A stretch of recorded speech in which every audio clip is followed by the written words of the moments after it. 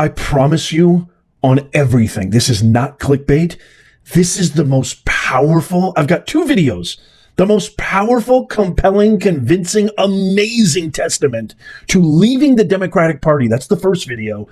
And then the second video is going to absolutely knock your socks off. Such a volcanic condemnation to Kamala Harris.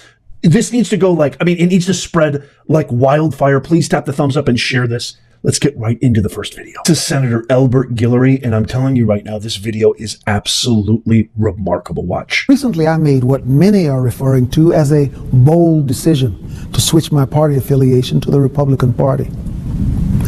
I wanted to take a moment to explain why I chose to become a Republican, and also to explain why I don't think it was a bold decision at all. It is the right decision, not only for me, but for all my brothers and sisters in the black community. You see, in recent history, the Democrat Party has created the illusion that their agenda and their policies are what's best for black people. Somehow it's been forgotten that the Republican Party was founded in 1854 as an abolitionist movement with one simple creed, that slavery is a violation of the rights of man. Frederick Douglass called Republicans the party of freedom and progress, and the first Republican president was Abraham Lincoln, the author of the Emancipation Proclamation. It was Republicans in Congress who authored the 13th, 14th, and 15th Amendments, giving former slaves citizenship, voting rights, and due process of law.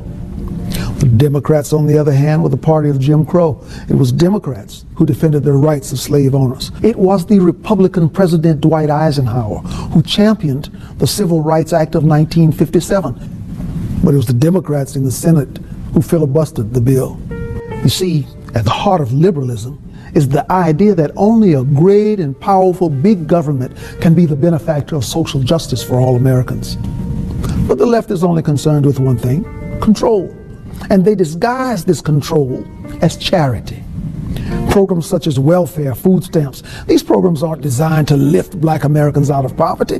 They were always intended as a mechanism for politicians to control the black community. The idea that blacks, or anyone for that matter, need the government to get ahead in life is despicable.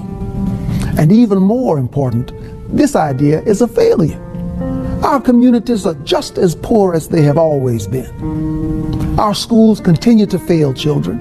Our prisons are filled with young black men who should be at home, being fathers. Our self-initiative and our self-reliance have been sacrificed in exchange for allegiance to our overseers, who control us by making us dependent on them. Sometimes I wonder if the word freedom is tossed around so frequently in our society that it has become a cliche. The idea of freedom is complex and it's all-encompassing. It's the idea that the economy must remain free of government persuasion.